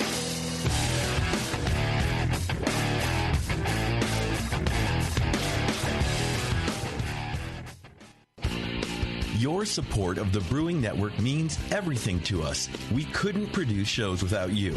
And we love giving you something extra for that support, like Brew Your Own magazine. You already know it's a great brewing magazine full of recipes, equipment how-tos, discussions of beer styles, and brewing techniques. Whether you're new to brewing and just starting out or you're an old pro, you'll always learn something from the articles in Brew Your Own. Plus, they're amazing special issues like plans for building a Brutus 10 system, 250 classic clone recipes, and the Homebrewer's Answer Book. Brew Your Own magazine and BYO.com are awesome resources for any brewer, whether for yourself or as a gift. When you subscribe or resubscribe from the Brewing Network homepage, you directly support programs like this. Get a great magazine and support the Brewing Network. Subscribe to Brew Your Own right from thebrewingnetwork.com. Do you know the 3 most important rules in brewing? Sanitation, sanitation, and sanitation. And no one does it better than 5-Star Chemicals. 5-Star knows sanitation. You can only sanitize clean equipment. And 5-Star knows how to clean, too. For craft brewers and home brewers, 5-Star has what you need to keep your fermenters, serving tanks, kegs, and draft lines sparkling and free of any beer-spoiling bacteria. PBW, caustic, acid cleaners, Star San, SanaClean, lubricants and defoamers, pH stabilizers, and more. 5-Star Chemicals has cleaning supplies, safety supplies, heat exchangers, pumps, hoses, and valves. And 5-Star is proud to offer eco-friendly products that exceed customer expectations. If you have a cleaning problem, you need the 5-Star solution. Visit 5starchemicals.com or call 800-782-7019. 800-782-7019 and get the 5-Star treatment today. Are you looking for a simple brewing system that's great for all grain brewing, but everything on the market seems to be full of compromises? Blickman Engineering has the answer. The Blickman Brew Easy All Grain Brewing System. The Brew Easy is a complete system with easy upgrades and a beautiful compact design, perfect for any size brewing location. At its core, the Brew Easy is built on 2 gorgeous Blickman Boilermaker brew kettles, a high-temperature March pump, and either a top-tier gas burner or the new Boil Coil electric heater. The Brew Easy adapter lid allows the pots to stack stack on top of each other, forming an efficient, strong, and compact brewing setup that comes in 5, 10, and 20-gallon batch sizes. Upgrade your Brew Easy system with full automated control by adding a Blickman Tower of Power temp controller, and make moving around easy with the Blickman Kettle Cart. The Brew Easy is modular. If you already own a Boilermaker kettle, you can build your Brew Easy by purchasing just the modules you need. The new Brew Easy all-grain brewing system. See it today at BlickmanEngineering.com and brew with Blickman quality on your new Brew Easy.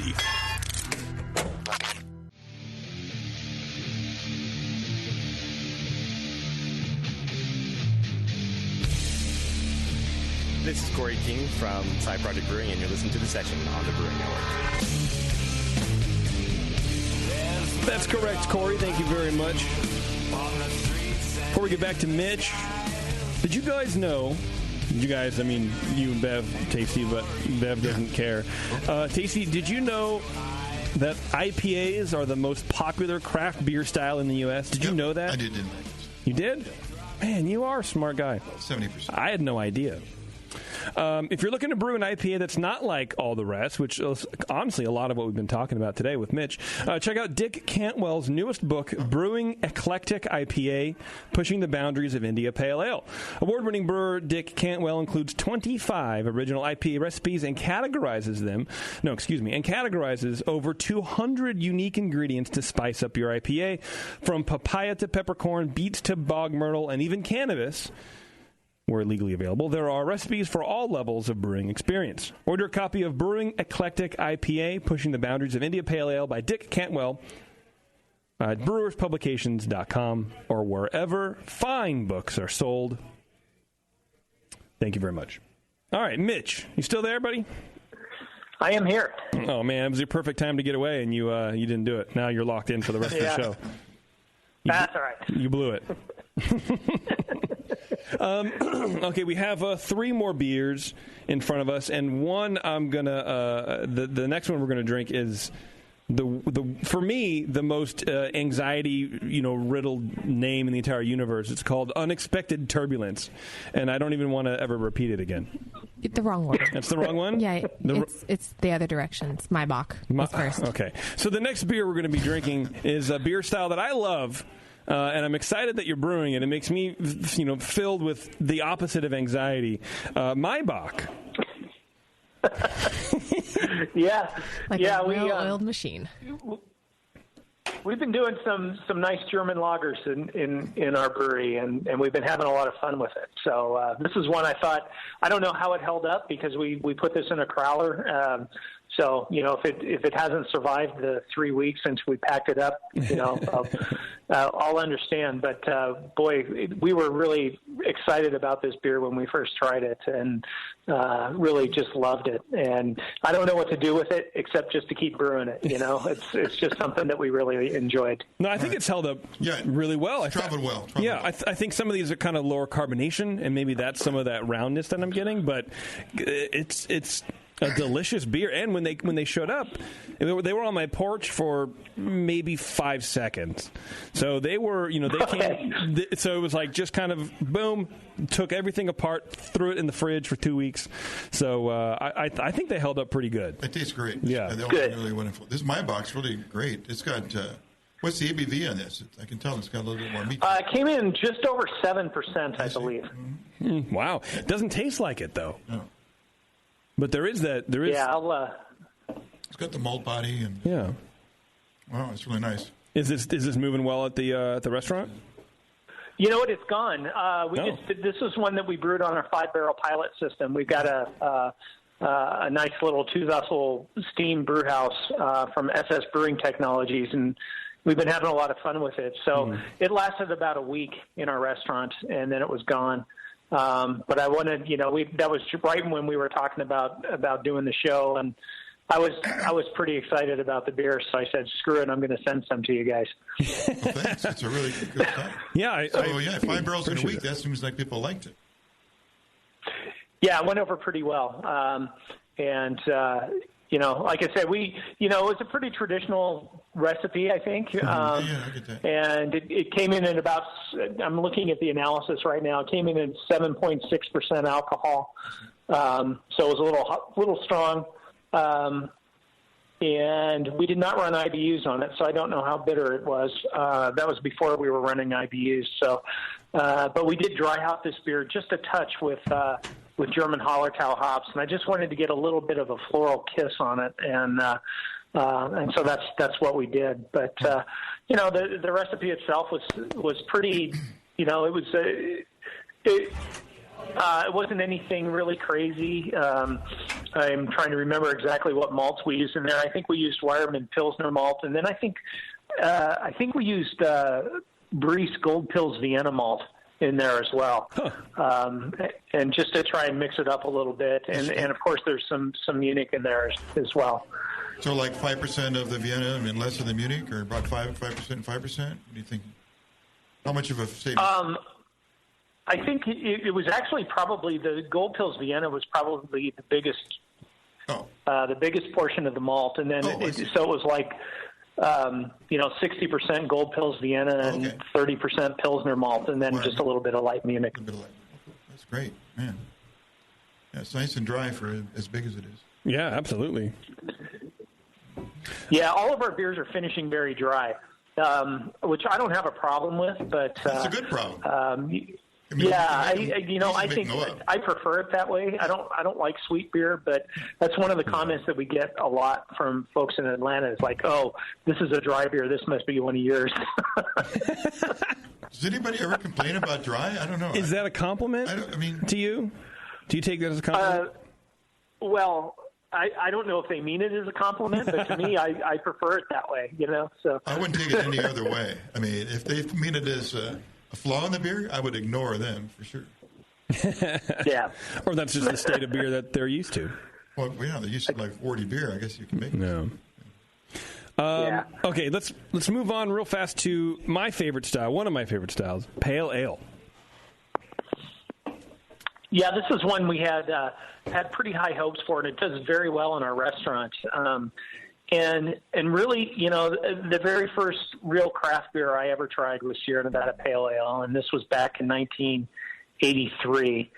And it blew me away, and I'd never tasted anything like it, and I've always loved the style ever since. And I just wanted to brew a beer that was kind of a tribute to that beer and that place that beer has in my heart. Mm-hmm. And so we did it's an American pale ale. It's all American malt. We've got Briess Crystal malt in there. We've got Cascade hops, and then we threw in some Idaho 7 hops as well. Oh, there you go. And just a really well balanced beer. And again, it came in a little bit bitter. We're making some adjustments now that we're able to run IBUs and figure out exactly where it was. But from a flavor and a balance standpoint, we were really pleased with the beer. Yeah, it's really close to what. Yeah, I can see we're just a little bit hop forward for a pale ale. Yeah, but you got that. But I mean, in terms of your clientele, they're going to love this beer as it is, I'm sure. Well, yeah, no one's going to sit side by side with a Sierra Nevada or whatever and go, Sierra Nevada's like way hoppier than this. Yeah, for sure. Well, you have that we don't specialty malt. You don't want to be right. You don't want to be an IPA. That's another item on the menu. Right. But you have that exactly. And I heard you talking about the pale IPAs with a lot of hops and earlier before I came on, and I'm like, those are great, but that's not what I wanted to brew with. No, not at all. No. No, everyone's doing that, and I don't know. My opinion on kind of like where beers go, and there's a lot of innovation in craft beer. That's kind of what craft beer came from in the first place, I suppose. But I think a lot of that kind of stuff where you take essentially what is a session IPA and you label it as a pale ale, which I've encountered on several occasions, it might draw in maybe new people, but it alienates people who have been drinking beer for 10 years or 15 years or 20 years like myself. Or anybody knows what pale ale style is. It's not a pale ale. It's all like, try it out and hop forward. Yeah, and I think when you come in, it depends on when you've entered the industry as a drinker, right? 10 years ago or more, you know about styles. But if you're coming in the last 2 years, I don't think styles really mean anything to you. That's why people come certainly seen that. That's I get on my horse all the time about the fact that the people that drink most of the beer are 25 to 35-year-olds, and the 25s are just starting out, and the 35s are just like going out of the scene because they got 3 kids. Yeah. So it's like a short window where they get to learn beer. Mm-hmm. Yeah. Never learn. I think it's true, and that's why you have a lot of people coming in. What's your haziest beer? No, that's what. Yeah, they're following the trends. They're ordering by what they think's cool to drink. Exactly. Harumph. I feel like we all have a lawn that we're waiting for kids to step on, so we can all yell at them. Exactly. Now this. I feel that way sometimes. This beer is more orange in focus than your other beers. I think that's the Idaho 7, which always, I hadn't really used it much, but we did a single hop IPA with it just to get a feel for the hop, and it came across to me as very, very orange rind, and then also a bit of licorice. And it kind of reminds me of the orange version of El Dorado. El Dorado to me was always very lemony and licorice, and Idaho 7's kind of the orange version of that, I think. Good to know. I just thought it played well with Cascade. It's going great. Yeah, I think it's I love this beer. I love the ABV. Oh, it's my style. I'm a pale ale drinker from the get-go. Yeah, for sure. It's the only way to go, man. That's where I started, and that's where I'm going to end, I think. That's where you're going to end. Yeah, I'm still enjoying myself. Anything better coming along? I don't know. Oh, that's true. No, but it just got real dark for a second. That's where it's going to end. I'm going to, I want to go with a 12-pack of Sierra Nevada in my gut. That's the way I want to go. That's not my favorite pale ale, by the way. What is your favorite pale ale? Well, I say Blind Pig, but it's 6.2. It's not a pale ale. Well, You're the kids that are ruining craft beer for me. You are right there. I like the balance in it. What, with Blind Pig? Well, we called it a pale ale. It used to be 6%, but now they raised it to He just called Blind Pig a pale ale. I don't know if you heard that. So that's what I was saying. It's a good beer. But I don't know. I'm just giving tasty shit because what else am I going to do? Okay, let's go to a beer that the name to me is the worst name. It's called Unexpected Turbulence. I'm just kidding. I have a fear of flying. I have a fear of turbulence, and so I saw that and I was like, excessive fear. I think. Overly ridiculous for sure. But tell me about this beer, Mitch. Please go ahead. Oh, man. Okay, well, this is a beer that a couple of our brewers came up with. The original name of it was Steve and Eric's Excellent Adventure. Okay. And they were trying to make a wheat-based India Pale Ale, and they did a 5-barrel batch of it. It went really well, and so we scaled it up. It's got a lot of citra hops in it, a lot of wheat malt in it.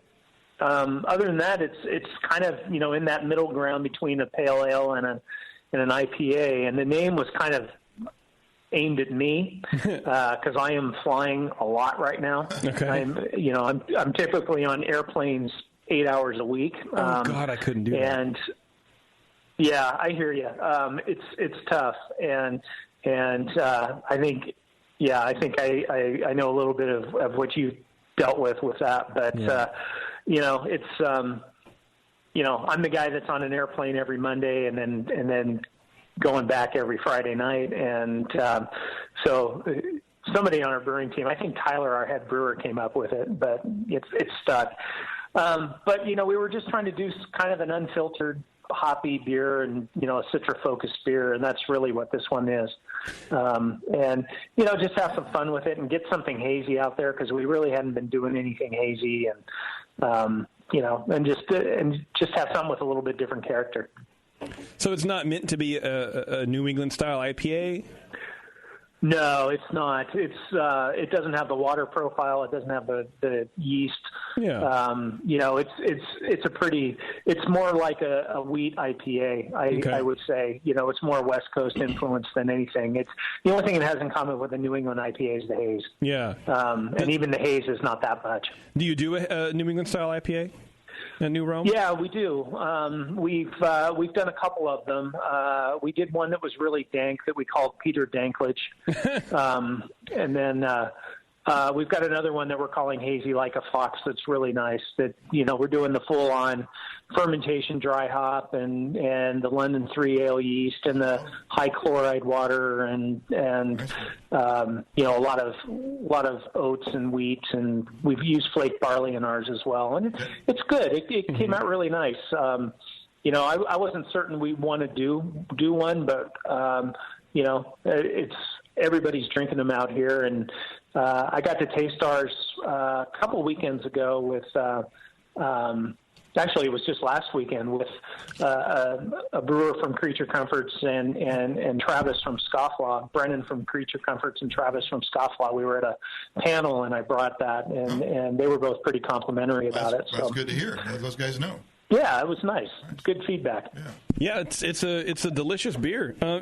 So you're not on the high horse about the New England style IPA like myself and Warren are. You don't find it like a bastardization of beers and should be burned? You know what? It's tempting, but no. I don't want to be the old guy on the telling people to get off my lawn. There's some things about New England IPAs that I think are very intriguing from a brewing standpoint, and to brew one was a bit of a challenge, and so I like to be challenged when I brew. And so, my goal when we did one was, okay, we're going to do one, but we're going to make it taste good, and it's not going to get clumpy in the can, or if we decide to can it, we're going to have a haze that stays suspended, and we're going to get that juicy character from the fermentation dry hop, and we're going to figure it out, and that's how we approached it. And, whether it does well for us or not, I don't know, but, I'm glad we did it. I think it was a good experience for us.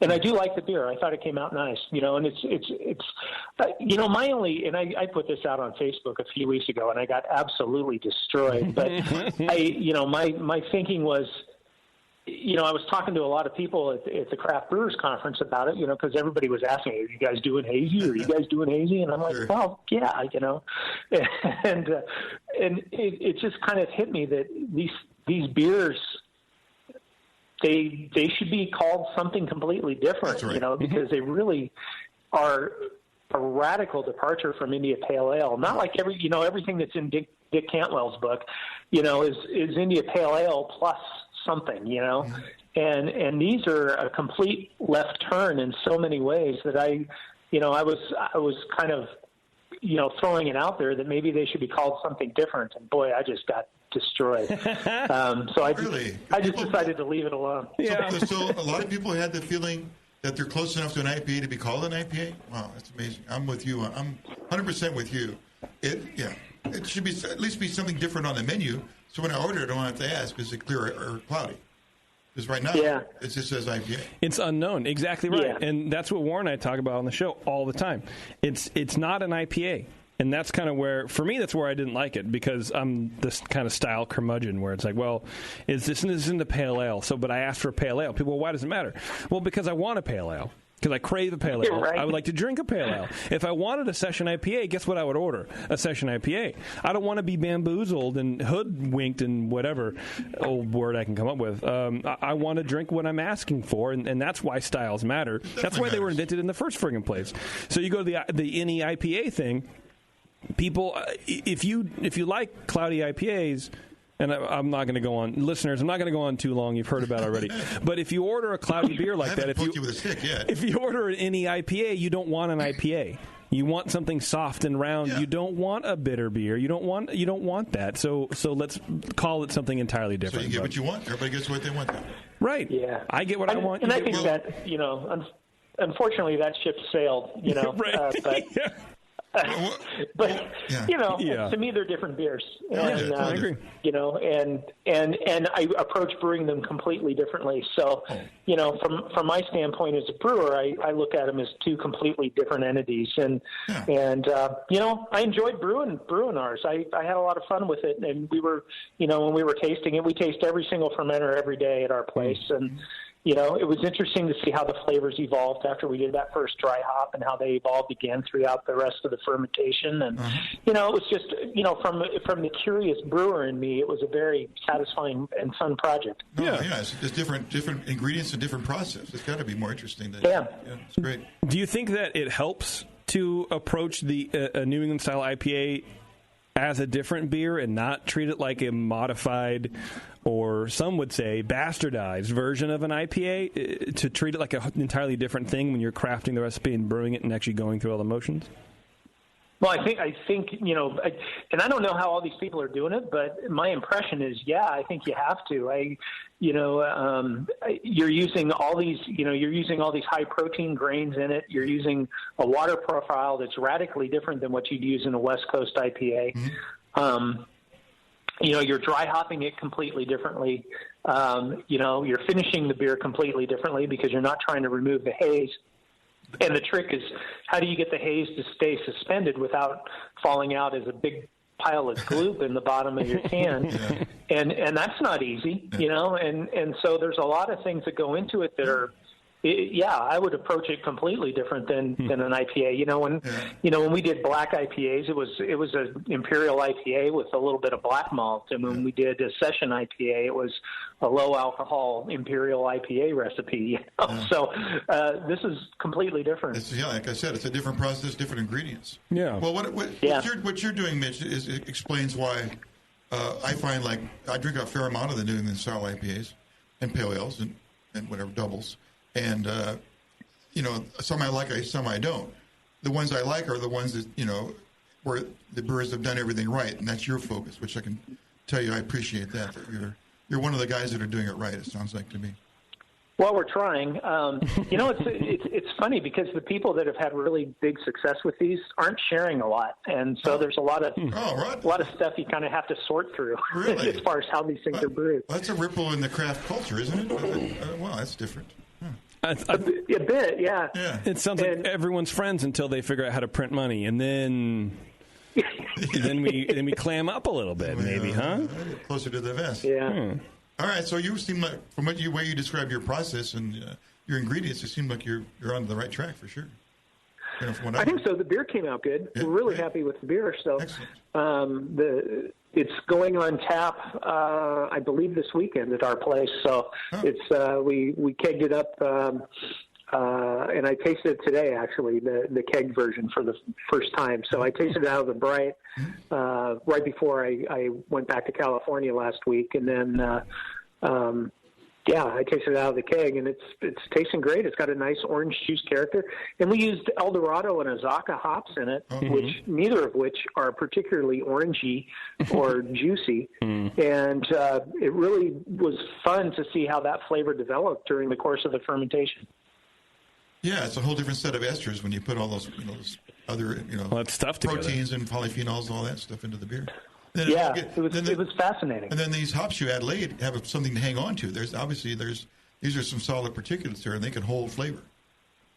Yeah. So it was fun. Cool.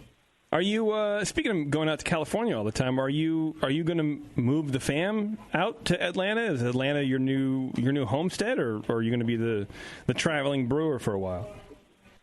I've got. My daughter is a junior. Actually, she's going to be a senior in high school. Mm-hmm. She's got one more year of high school, and I made a promise to both of my kids when they were younger that I would not move them while they were in high school. And so that was the deal. I am commuting. I'm living in Atlanta during the week, and most weekends I travel home to California and hang out with my family, and then on Monday morning I'm on an early morning flight back to Atlanta. It's not easy, but we're making it work, and the family's been great about it. I know there's times when my wife wants to kill me, but, we think it's going to be worth it. And, so in a year we're going to pack up and move. And, oh, really? So we'll be moving in a year. But, so right now I have an apartment here in Atlanta. It's a 10-minute walk from the brewery, so it's great. And, I stay here during the week, and I feel like it's home during the week, and then my home on the weekends is in Southern California. Wow, man, that's great. You're able to really acclimate and enjoy the new place, and it sounds like the family does too. I think that's really cool. I think that's hard to do. It's hard to do, but all in all, it's the best. That's what you go for. Yeah, that's for everybody. Yeah. What other kind of beers are you going to be brewing out there? A New Realm. What other kinds of beers? Yeah. Well, we just started doing some Berliner Weisses, so I'm kind of excited about that. Wow.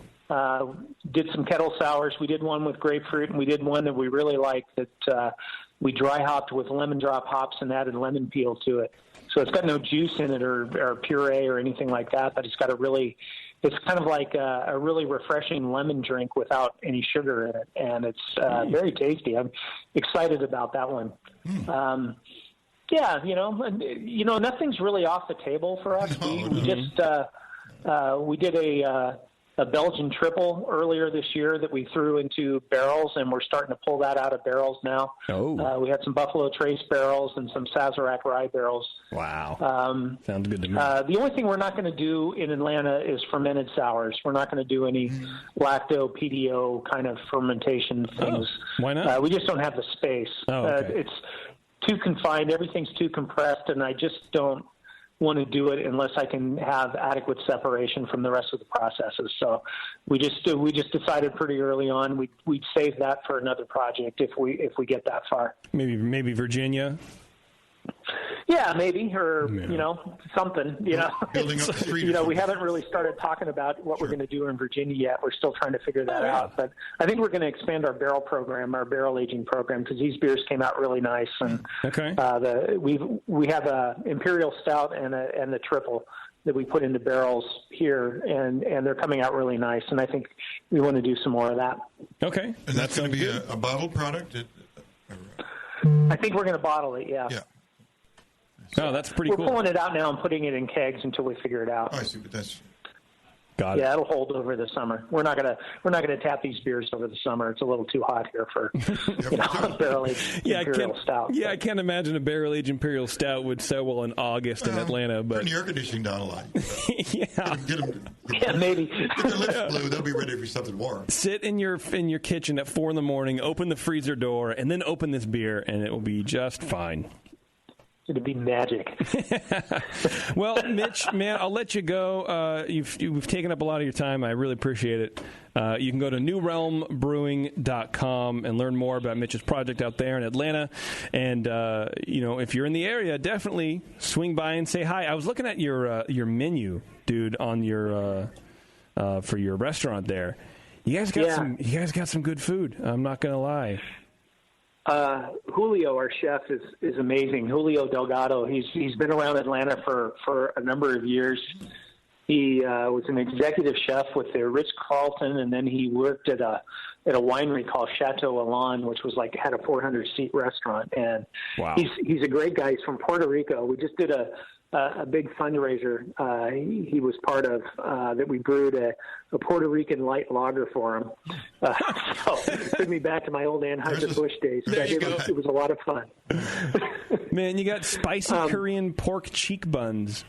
Come on. Those are amazing. They're amazing. They got kimchi on them. And oh, God. Forget about it.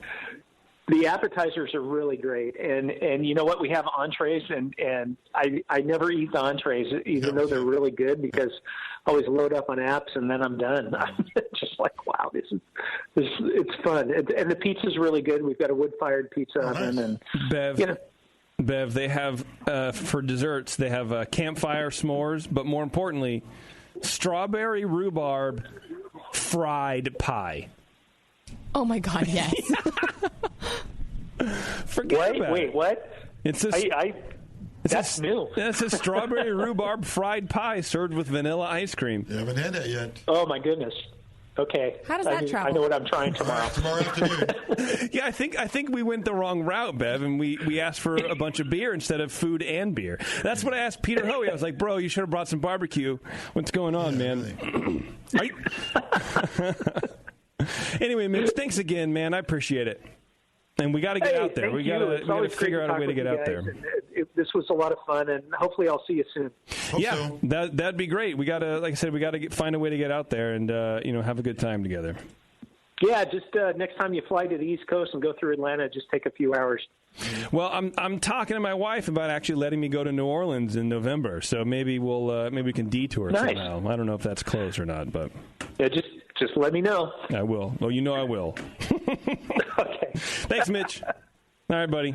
All right. Thanks a lot. We'll talk dude. to you soon. All right, brother. Bye. Bye. The great Mitch Steele, everybody. What a great guy.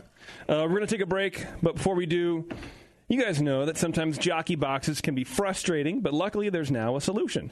Poncho's Keg Cooler, an elegant option for serving cold beer at social gatherings.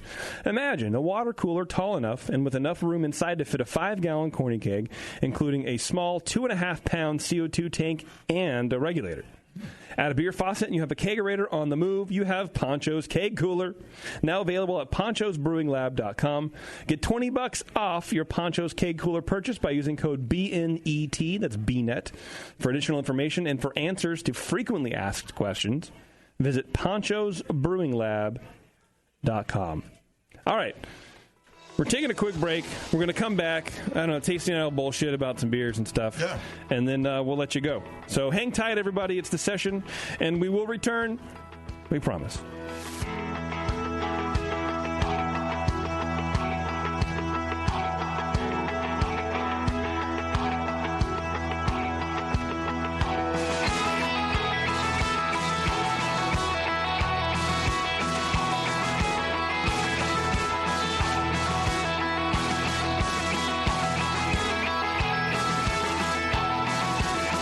You're listening to the Brewcasters.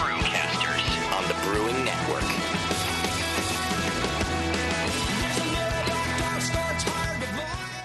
Since 1979, Williams Brewing has offered the finest equipment and freshest ingredients and the best customer service in the business. Check out their brand new patent-pending mash and boil 110-volt electric mashing and boiling unit. This compact all-stainless unit lets you mash, sparge, and boil just about anywhere that has a 110-volt plug. Double-wall construction adds to efficiency and safety, and a precise thermostat keeps temperatures where you want them. Unlike insulated buckets and converted coolers, multiple temperature rest mashing is easy to do, all for under $300. They also feature the Mark II work pump, a magnetic drive high-temperature pump that does the work of pumps that cost twice as much, as well as exclusive Brewer's Edge regulators and quality Keg King kegs and disconnects. Check them out today at williamsbrewing.com to brews their vast selection. Hey, my brewing brothers and sisters. This is Jamel Zanishev, and I want to tell you about Heretic Evil Twin. You might be familiar with my homebrew recipe, which uses massive late hopping to create a balance between the malty sweet and the hoppy bitter, along with an outrageous malt and hop character. I wanted a beer with the same bold hop and malt character, so we played around with the homebrew recipe until we were able to make a great commercial version too. We've created a beer rich in malt character, full of caramel, toast, biscuit, and an ever so subtle roast note. On top of that, we piled in an insane amount of Citra and Columbus hops at the end of the boil, as well as in dry hopping. This damn-the-cost approach to hopping gives Heretic's Evil Twin a great blast of citrus and tropical fruit that can't be matched by any other hop. The result is a bold, malty, hoppy, but easy-drinking beer. This is our top seller, our flagship beer, and I couldn't be prouder of it. Cheers. To find Heretic beers near you, click on Find Some at hereticbrewing.com. If you work in retail sales, the restaurant industry, or are a new craft beer enthusiast, or you know someone who is, you have got to check out Beer 101. Beer 101 is an online course created for anyone wanting a quick introduction to the vast world of craft beer. Beer 101 covers the history of beer, brewing ingredients and processes, vital stats like ABV, SRM, IBU, and gravity, styles, tasting, glassware, and pairing beer with food. The Beer 101 course is offered by the Brewers Association at craftbeer.com. Also home to the truly awesome Beer Style Finder, a visual guide to every beer style. Quickly play with color, bitterness, and alcohol content to interactively explore the entire world of beer styles with a gorgeously designed interface to your favorite beverage. The new Beer 101 course and new Beer Style Finder are only available at craftbeer.com. Craftbeer.com, celebrating the best of American beer.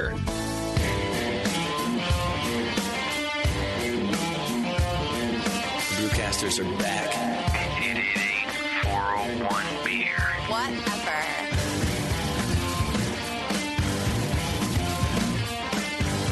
All right, thanks for hanging out, everybody.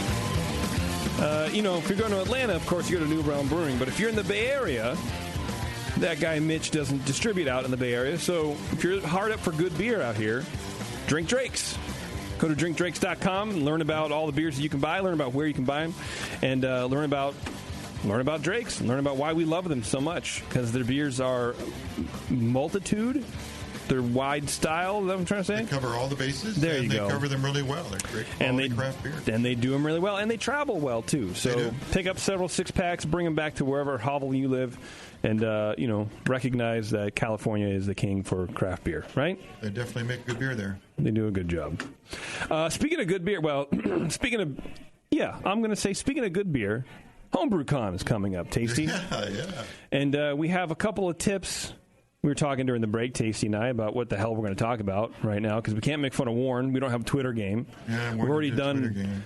I didn't do beer news because I didn't know nobody would be here. There's no news, I guess. Well, there is one about a South African brewery with like the worst sexist advertising in the entire universe. But I feel like I don't really want to read it.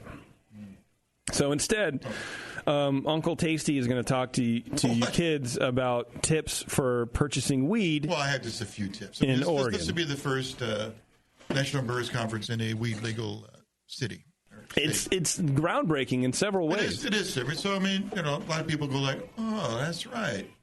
I could roll in there with my driver's license from whatever and just go in and... From Honky Tonk, get Wisconsin. whatever I need. Okay, well, just to, How do we do it? Well, you buddy up with somebody. You don't want to buy... People tend to like, I want like all this, a bunch of that. Like they buy too much? You buy way too much, right. Which brings me to the, Realistically, I'm sorry, I'm totally going to interrupt you for this whole thing, and I apologize. How much is enough? So for a week of, let's say... Well, I don't know. It's by individual. Right, but let's say like you don't have... You buy from like your friend's dirty roommate every once in a while. You don't really have a plug, right? So maybe you smoke a couple of times a month. Yeah. And you don't, and if you're like me, you haven't been to a dispensary. I still haven't gone, even though it's legal in California. But I smoke pot every now and then because I waste my life. And I'm kidding. But if you're just like a recreational weed smoker, you've never had dispensary quality weed. What do you do? We get just buy less than you think you'll need. Okay, and then buddy up with somebody so you can share Okay. And because. Think about it. You're going to be at a home brewers event, right? There's going to be beer everywhere. Yeah. It's not like you're on your couch playing video games and when it's too early in the day to drink beer. Right. You're looking for you want to roll something up. Yeah. No, you're not going to be doing that. You're going to be out drinking beer and having a good time, and you're going to be in places where you can't light up all whatever you want. Right. So you're not going to have that many opportunities to indulge. But you less than you think. But I encourage people to go into the shops and look around and see wow, this is like another world. Okay. Yeah. But check it out. All right. But buddy up with somebody, get a half. And then when you come to the Brewing Network anniversary party on Saturday night, you got all this extra stuff, just give it to me. I'll smuggle it back. You'll smuggle it or you'll smoke it? We'll smoke it there. Okay. There you go. That's it. Just that simple. Buddy system. Buddy system. Don't buy too much. Don't buy too much. Right. I wonder if the TSA garbage cans, like where you dump all the water, I wonder how much pot gets dumped from... I've thrown a lot of cookies in there. Like, oh shit, this is in my pocket. They gotta go. You can't get rid of it. You don't be that guy. Okay. Don't be the guy who. Don't be wasteful. You're not gonna have that many opportunities to smoke. You're gonna be drinking a lot of beer. Right. Maybe a couple of times. Just once, but that's about it. Yeah, for sure. Yeah, maybe buy a J. Maybe before the 9:00 seminar after you've been drinking till 2:00 in the morning. Might feel better. Yeah. Well, in addition to being the first NHC in a weed legal state, by the way, apparently it's the 40th anniversary of HomebrewCon. You're kidding? No. Apparently, they're going to have 66 sessions, 3 away from the sex number. So I hope next year they'll have the sex number. 92 speakers, over 50 homebrew clubs with 3,000 attendees. 40 years. That seems crazy to me. I've only been going 16 or something. I lost track. I don't know. I still got all my badges somewhere. But they have some pretty cool events. They have Cicerone skills and knowledge for the home brewer. The kids from Dr. Homebrew and I have tried twice now to be speakers at NHC, and they keep shooting us down every time. But because I think they already have events for this, like Cicerone skills and knowledge for the home brewer. Okay. That would be fairly similar to what we would be doing up there when Dr. Homebrew shoving our thumbs up our butt and judging beer and stuff. But it'd be more like beer judge for the home brewer. But it sounds like Cicerone Skills covers it. You could get the audience to have the beers you guys are tasting. Oh, we had a whole seminar. We had a whole thing, man, about like we would try to reach out to a brewery to like do some stuff or whatever. But I don't know. It's fine. It sounds like we're just doubling up on a lot of stuff. Educational sessions, of course, the kickoff party. That's for sure. What are educational sessions? State of the homebrew industry. That'll be good with Jake Keeler, our good buddy Jake Keeler. Homebrew shops in the new economy. That'll be cool. Crash course in the business of brewing gluten-free. That sounds like the commercial of the other string, the other thread, right? Isn't it? It's not a separate fee or something? No, I don't think so, no. It's normal seminars, wow. Yeah, it's on Thursday, yeah. Cool. Gluten-free homebrewing. Oh, yeah. That'll be cool. Yeah. Bringing a brewery quality control lab into your home. Dude, I tell you what, going over the last, 20 years or whatever that I've been going through these things, there's a lot. The topics have grown so tremendously. So is the body of knowledge. Yeah. It used to be, there was like 10 things you had to know. Now there's 1,000. Our friend Annie Johnson is going to be telling you how to brew a Stein beer with the hot rocks, which, of course, if you watched Brew Your Own Beer TV on Coffee TV 20, Justin and I did this already. So, it should be old hat for you guys. Anyway, I hope you guys are going to HomebrewCon. You can go to homebrewcon.org. Yeah, I'll be there, too. Like I said, Palmer and Thursday. Jamil and I are doing a little talk or a Q&A or something. Oh, you're gonna do shows. We're Dr. Homebrew. We'll be there. We're gonna do a seminar, and then we'll do some podcast. Oh, you guys are speaking at a seminar? We're speaking on a stump the brewcasters or whatever it's called. Stump the old retards. And what's it called? Stump the Experts on Friday afternoon at Stump the Experts panel. Bring your toughest questions to this panel discussion with renowned homebrewers Jamil Zainasheff, John Palmer, and Tasty McDole. That's not your name. Your name is Mike. Yeah. Often it's both together. Mike, Tasty McDole. So it sounds like Jamil's just rewashing Brew Strong Q&A session. It's a Q&A, like Q&A, which I'll go like, yeah, John, you take that one. Right. That one, no shit. Just sit there high as a kite. I'm just going to be high. Yeah. Just know that. Just know that right now. What else you should know, everybody? I'm going to tell you right now. Where did my stupid session log go? Go to beersmith.com. Brad goes all the time, right? Brad will be there. Beersmith. He'll be there, yeah. So definitely go to beersmith.com. First of all, go to beersmith.com. 21-day free trial. If you haven't done it yet, you're a terrible person. Brad cries. Every download that he doesn't get, he cries. He knows, and he cries. Enjoy it, bring it into your brewing practice, and then when you're at NHC or HomebrewCon, go tell him that, number one, it's a great piece of software, because it is, and then that you heard about it on the Brewing Network, because you did, and then hug him tight, but not too long. Good guy. Good website, too. There's other information there. He's not just selling his product. He's giving stuff away. Hell yeah, bro. Okay, this... what do you want to do? This plug for NHC was brought to you by craftbeer.com, dedicated to telling the stories behind America's small and independent breweries. Meet the men and women behind America's beer renaissance. Visit craftbeer.com. Do you want to read the South African brewery? No. Well, kind of. No, I don't know. Oh, that story? Yeah, like the place is like not only it's called like Vale Brew or something like that, and not only did they name their beers like Filthy Brunette or Easy Blonde, but they went so far as to like write kind of backstories on them, and like it's a bit rapey, and are they a small volume producer? Probably. That are trying to make a big name for themselves? And they even admitted that too. They even said that, and they were like, fuck, we don't give a fuck, or whatever it is. I don't think we should give them any attention. No. I think they're way over marketed.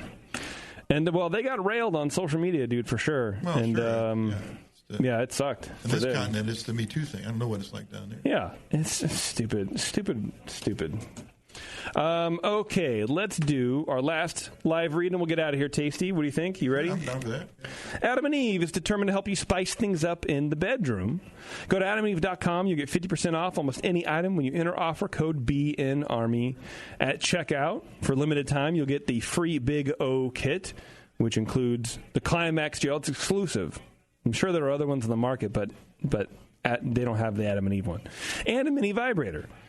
You'll also get your entire order shipped for free. So you can choose a new adult toy, a naughty movie, or almost anything else. 50% off, free shipping, Big O kit. You won't find it anywhere else. Offer code BNARMY at adamandeve.com. All right. Well, Warren is in Hawaii. Justin is in, I don't know where he is, back east somewhere. Probably in Connecticut or something. Yeah. Wherever his lady aunt. Doc, I don't know. I went to his, I had my dentist appointment. He wasn't even there. He's mailing in too, huh? Yeah. So it's just you and me holding the fort down, driving the ship. Right. Well, and Bev too, but Bev left. I don't think Bev knows that I'm ending the show right now. Oh. She couldn't see that coming, huh? I don't know. So, maybe she did. She just ran out screaming. Like, I'm done with this place. Let's go. Thank you very much to Mitch Steele from New Realm Brewing. Go to newrealmbrewing.com. Obviously, that dude knows what he's talking about. And the beers are good, man. They're very good. Legit. If you're ever in Atlanta, check them out. To be honest with you, we have 30 seconds. These were all crowlers except for the first two beers we had. And they held up. And when I got them, I emailed them. I was like, these are warm. They're warm beers. He goes, well, hopefully they held up. They held up really, really well. It's not a good beer when you can heat them up and they still taste good. Exactly. So check it out, newrealmbrewing.com. And, hey, we'll see you guys probably next week. But if not, in Portland, see you. Later.